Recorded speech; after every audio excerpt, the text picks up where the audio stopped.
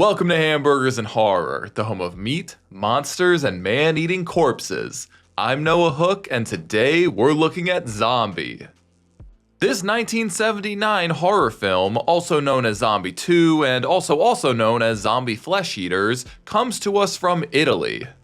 After an abandoned sailboat drifts into New York Harbor with a zombie aboard, a reporter teams up with the daughter of the boat's missing owner to investigate a mysterious island in the Caribbean where he was conducting research.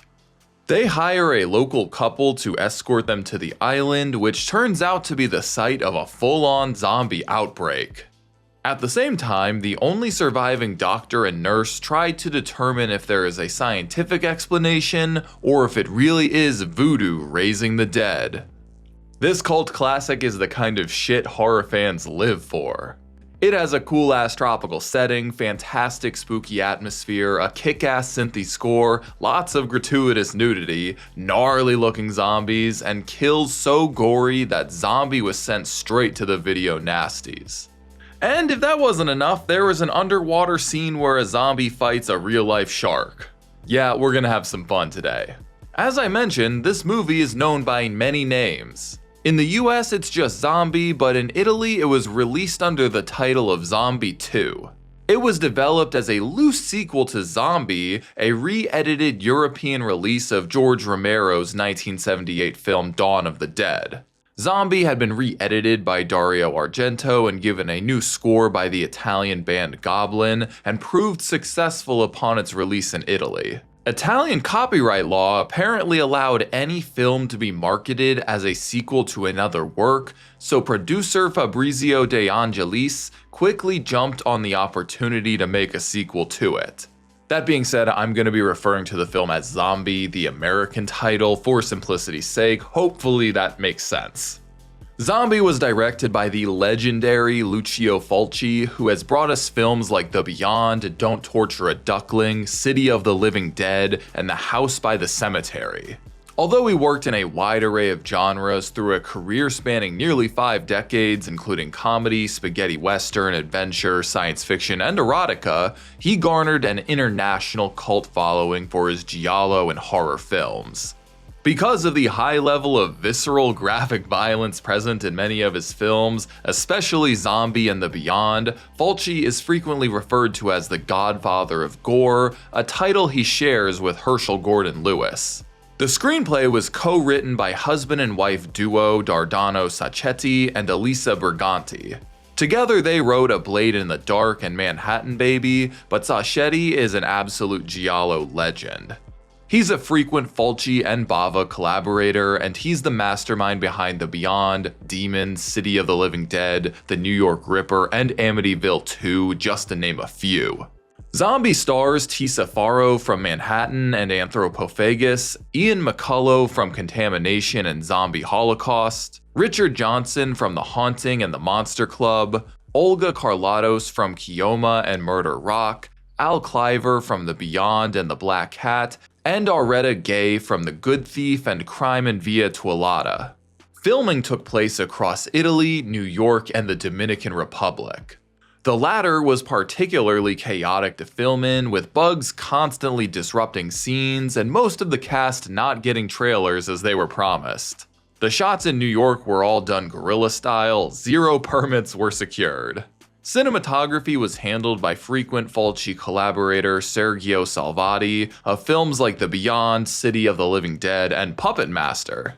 I promise I'm going to cover those one day. The score was composed by yet another frequent Fulci lover, Fabio Frizzi of The Beyond, City of the Living Dead, and A Cat in the Brain. As you could see, Fulci loves to work with his homies. The special effects were created by Gianetto De Rossi, whose work can be seen in The Beyond, High Tension, Dune, and Once Upon a Time in the West. The effects here were largely made with cheap materials including mud, clay, vegetable paste, and real worms and maggots. It adds a real grime to the film. Zombie 2 was released in 1979 in Italy before being re-released in America as Zombie in 1980. It also had been released under the title Sanguela, The Island of the Living Dead, Zombie Flesh Eaters, Zombie The Dead Walk Among Us, and Nightmare Island, just to name a few. It had to be severely cut down to not get an X rating in Britain, and even then it was still added to the dreaded video nasties. It was de facto banned from video stores until 1992, which they loved to use for the advertising. Across its many releases, it is estimated that Zombie made around $25 million at the box office, proving to be a huge financial success. It went on to get 2 sequels, so maybe I'll cover those one day. Zombie definitely isn't a film that everybody's gonna appreciate. It is cheap, schlocky, and downright absurd at times. But horror fans love its tropical setting, disgusting voodoo zombies, and absolute standout kills. It currently has a 43 and 69% on Rotten Tomatoes, along with a 3.6 on Letterboxd, so general audiences still seem to appreciate it more than critics. I really enjoy Zombie. There are times where the pacing is a bit slow, the zombie makeup is pretty bad, and the story gets pretty meandering, but there are so many great elements here as well. There are a couple zombie films I would definitely put above this one, but I'm pretty sure Zombie would fall somewhere in my top 10 favorite zombie films of all time. Thank you so much to my patron, Horror Man Mike, for requesting Zombie for me to review. I think we're gonna have a lot of fun with this one today. You ever heard of voodoo? Cause we're watching Zombie. The movie opens with a man immediately blasting a zombie in the head, announcing that the boat can leave now. After enjoying the synthy score in the opening credits, we watch as the aforementioned boat drifts into New York Harbor. The derelict sailboat catches the attention of the Coast Guard, who sends out 2 harbor patrolmen to investigate. Hey Sarge, that boat's abandoned. Yeah, she looks abandoned. They hop aboard and search through the trash, rotten food, bloodworms, and severed hands, at least until a big boy zombie suddenly bursts out of a bathroom and tears into the officer's neck.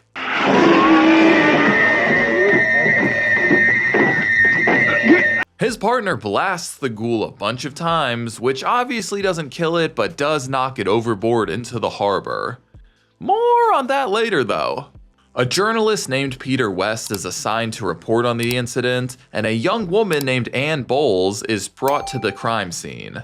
She confirms that this is her father's boat, although she hasn't seen him since he sailed out to the Caribbean with some colleagues a few months ago.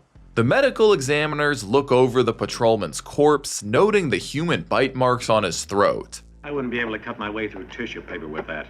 Unfortunately, the lead coroner is too busy scolding his apprentice to notice the body coming back to life. Was that the zombie's dick? That night, Anne sneaks past the cops onto her father's boat to search for clues, where she is shocked to find West also slinking around. I'm sorry if I frightened you, but if I hadn't done that, you'd have screamed for sure, and our friend up there would have been on to both of us. He suggests they work together to solve this mystery, which Anne agrees to. An officer hops aboard to investigate a noise, but our protagonists pretend to be lovers who snuck in here to rock the boat. Now don't give me the same old story. Well, actually, officer... Same old story, huh? They did manage to find a letter written by Anne's father, though. In it, he writes that he has contracted a strange disease on the island of Matul that he is certain will kill him. Somehow, West is able to convince his boss that he needs to go to the Caribbean island with Anne so they can get to the bottom of this story. That newspaper's got one hell of a budget. They fly out to Santo Domingo, the capital of the Dominican Republic. For those who don't know, the Dominican Republic is the neighbor of Haiti, the birthplace of voodoo and zombies themselves. Here they meet a pair of guides, Brian Hull and his girlfriend Susan Barrett. They warn that Matul is considered cursed by the locals, but for the right price they agree to drop them off. Now we meet Dr. Menard and his wife Paola. They are trapped on Matul with a broken radio, although she suspects that this is exactly what her husband wants. He's researching the mysterious disease that is ravaging this island, and apparently the dead are slowly approaching their direction. She threatens to tell the world what he's been doing out here, but he slaps her in the face. I'm going to tell everyone that you're the one who's crazy, demented, cruel, evil, He promises they will leave once he understands how the dead are rising, but she believes the zombies will kill her before then. He heads to the hospital, which is basically just a shack with some Bunsen burners. Meanwhile, our aquatic foursome pauses their island hunt so Susan can do some topless scuba diving. Neither Anne, nor West, nor the audience seem to mind. All jokes aside though, these shots are cool as hell. Anne spots an island in the distance, which just so happens to be Matul. And what self-respecting zombie island doesn't have a shark swimming around? This was a real tiger shark that was sedated for these scenes. God, I love the 70s. Brian shoots at the shark, which crashes into the boat.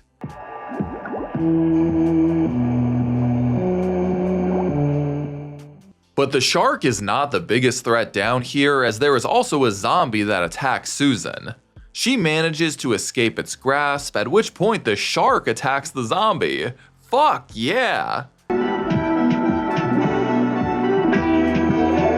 The zombie manages to take a few chomps out of Brucey, but the shark rips off its arm in return. So who knows, there may be a zombie shark swimming around now. Also, Susan gives us this fantastic line. There was a man down there. What? There was a man. Menard and his nurse Clara look over a bunch of dying patients, and another employee named Lucas warns that the locals are either fleeing Matul or heading inland to conduct voodoo rituals. That night, a zombie creeps up on the Menard residence to watch Paola in the shower. She flees as it breaks in, narrowly managing to lock it out of her room. She tries to barricade the door, but the ghoul grabs her by the hair. In the most iconic kill of the movie, the zombie slowly pulls her towards a wooden shard, which impales her eyeball in up-close detail. The boat, whose engine is now shot due to the shark crashing into it, has finally drifted to the shores of Matul. Menard has to put down one of his patients, and while burying him in a mass grave, they spot Brian's flare. This brings all of our characters together, and Menard explains that he and Anne's father were conducting research together. Papa Bowles caught the disease and insisted on staying so he could be treated as a guinea pig. This was the event that kicked off the film, as it was Dr. Bowles who got his brains blown out in the intro. Menard allowed the rest of his team to escape on the boat, not knowing one of the crew was already infected. What is all this about the dead coming back to life again and having to be killed a second time? You ever heard of voodoo? Menard explains that voodoo has been blamed for this undead army, although he's determined to find a logical explanation. He has to deal with another dying friend, so he asks the group to check in on Paola. The dying man, named Fritz, tells Menard he was bitten by a zombie in their village, meaning they've arrived much sooner than he anticipated. Oh yeah, it's zombie time! The crew finds what's left of Paola being chowed down on by a group of zombies. Damn, this guy ate an entire leg. They manage to fight through a couple more corpses and rush back to the hospital, where Menard puts down more bodies.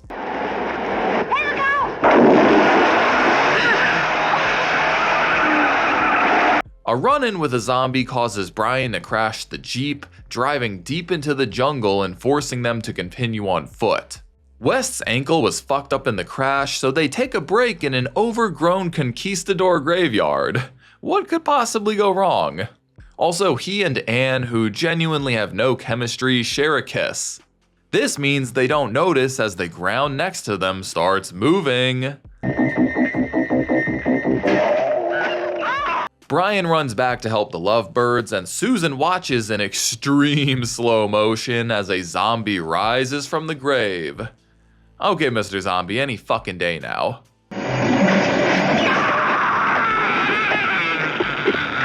Susan sits there while the zombie tears into her throat. Nice. Peter manages to bash its brain in with a cross, and Brian reluctantly agrees to leave her behind as the other conquistadors emerge from the soil. For these shots, the zombie actors genuinely just waited in the dirt and crawled out when Fulci yelled action. It's a dope shot though.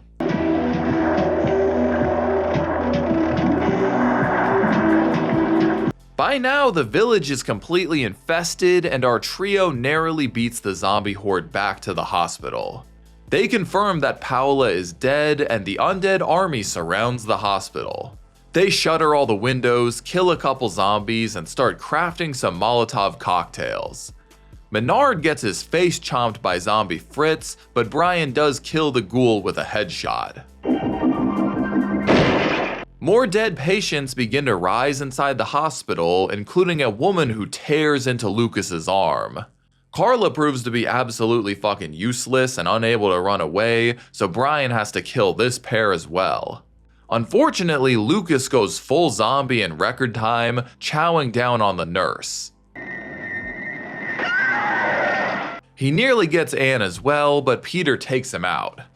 In a final showdown for survival, our trio begins yeeting Molotovs at the horde of zombies as they breach the doors.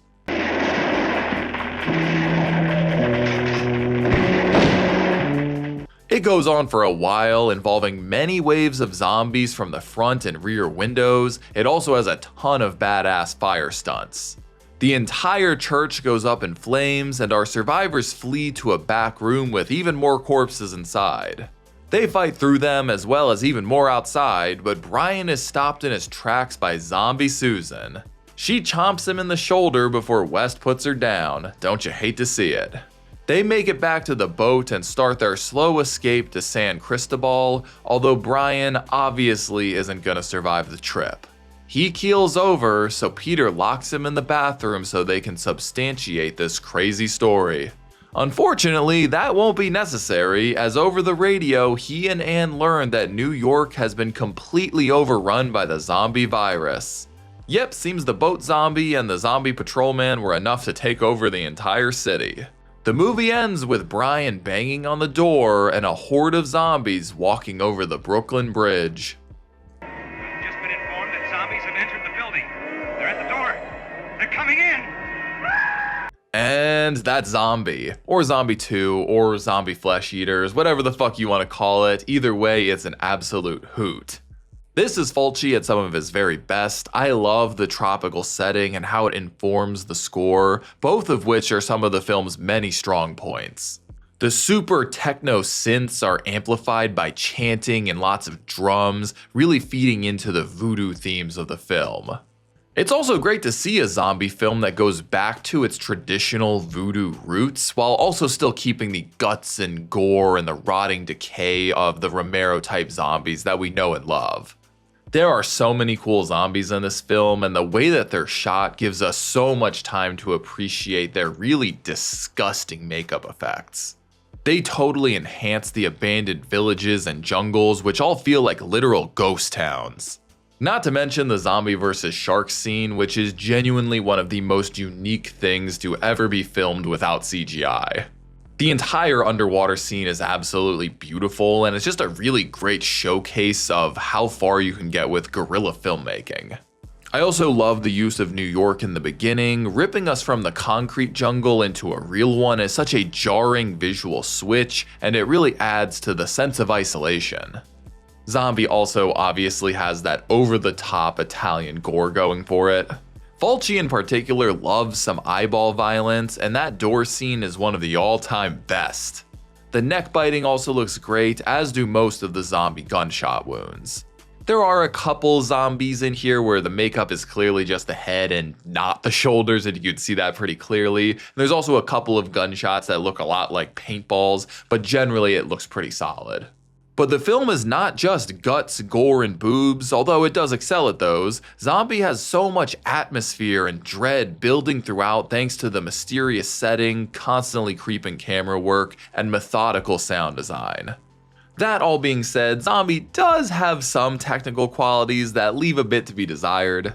At the time, many Italian films had international casts and they were shooting in locations without permits, so they would often just shoot the scenes without any sound so they could do it quickly.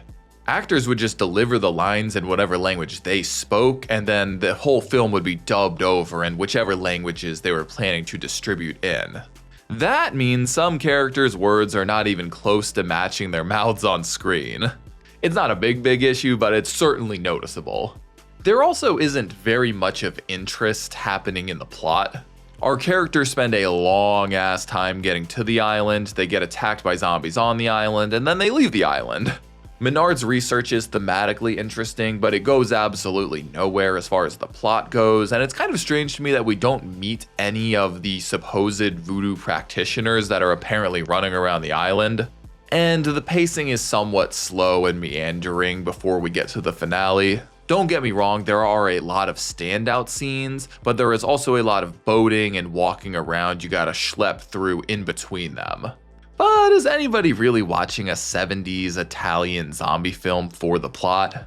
There are definitely zombie films with more thematic meaning and more complex stories, but you'll be hard pressed to find one that is a better vibe than Zombie. This film is all about the atmosphere and aesthetic brought to life through fantastic sets and camera work.